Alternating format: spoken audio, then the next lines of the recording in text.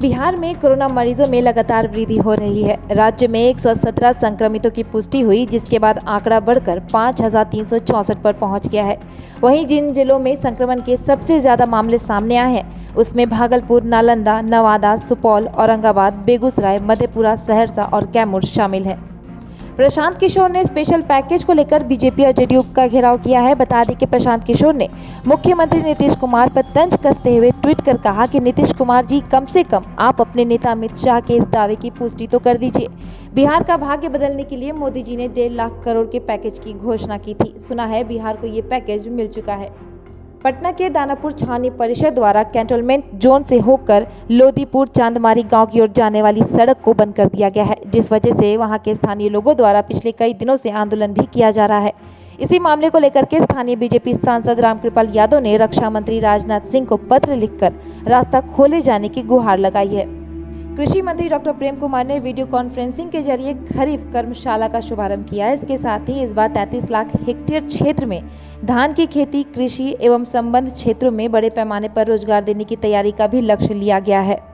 मधेपुरा से लोकसभा चुनाव हारने के बाद पूर्व सांसद पप्पू यादव विधानसभा चुनाव पटना साहिब लोकसभा क्षेत्र की कुम्हरार विधानसभा सीटों से दावेदारी कर रहे हैं। वहीं पप्पू यादव ने कुम्हरार से चुनाव लड़ने की तैयारी भी शुरू कर दी है। इसके साथ ही पप्पू यादव मधेपुरा विधानसभा सीट से भी चुनाव लड़ेंगे। पटना जंक्शन पर जीआरपी के वरीय अधिकारियों के साथ एसडीआरएफ के सहयोग से कोरोना से बचाव और लोगों को बचाने को लेकर 2 घंटे तक ट्रेनिंग कैंप का आयोजन किया गया।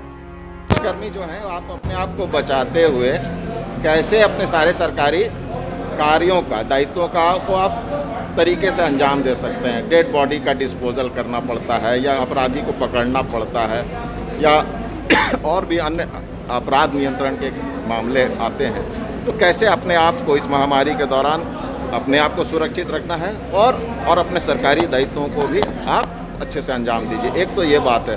साथ ही साथ दूसरा है कि रेल में हादसा होता है, कभी चढ़ने उतरने या किसी और कारण से कभी कोई पैर कट गया, हाथ कट गया, तो वैसे में भी आप उस व्यक्ति को बचा सकते हैं अगर आपको बेसिक मेडिकल की जानकारी है, तो जिसके तहत है कि कैसे आप उसको बिहार में मानसून दस्तक देने की संभावित तारीख 13 जून के बाद 15 या 16 जून तक कही जा रही है। मौसम विभाग की माने तो आने वाले दिनों में बिहार में 10 जून के बाद मानसून के आने के आसार बनते दिख रहे हैं।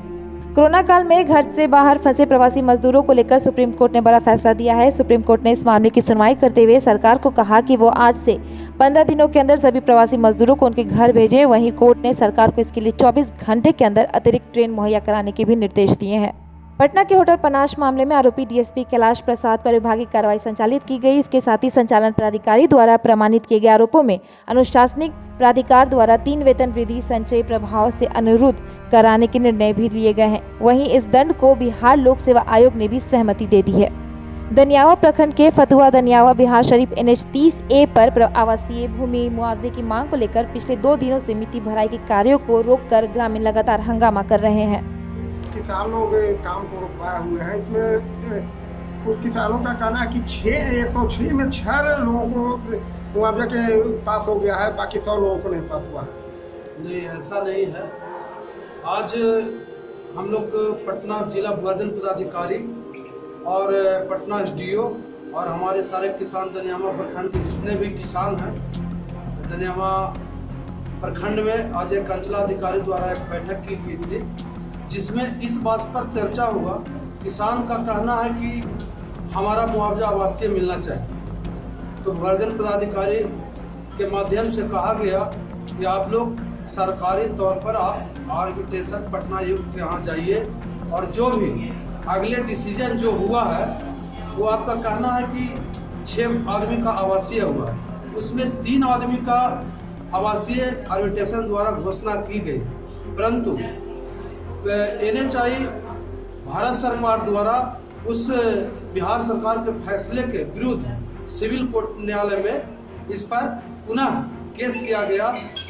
इसको मैं नहीं मानता हूँ। सर, कल से काम को अवरुद्ध किया है किसानों ने। 2 साल पहले भी यही मामला आया था, फिर आखिर क्या मामला? किसानों की समस्या मूलतः ये है कि उन्हें आवासीय का रेट मिले।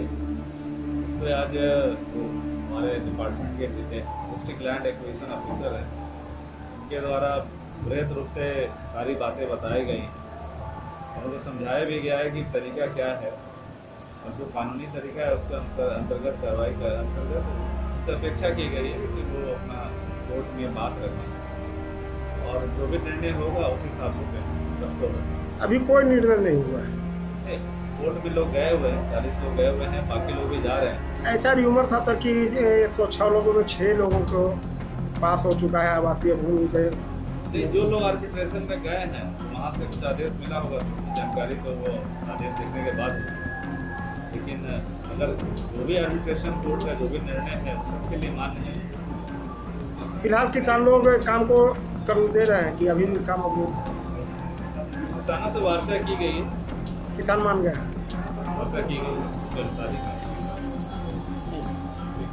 वैशाली के जंदाहा महनार मुख्य मार्ग की स्थिति खराब बनी हुई है, जिस वजह से लोगों को इस पुल से गुजरने में भी काफी परेशानी हो रही है। इसके साथ ही सड़क पर किसी अनहोनी होने के डर भी लोगों में साफ तौर पर देखा जा रहा है। रजौली प्रखंड के घमनी पंचायत में रजौली सिमरकोल घमनी पथ पर बने नवनिर्मित पुल के दोनों छोर पर बिछाए गए पत्थर के बारिश के पानी में बह जाने की सूचना पर एसडीओ चंद्रशेखर आजाद ने सोमवार को छतनी गांव पहुंचकर उच्च स्तरीय पुल की जांच की।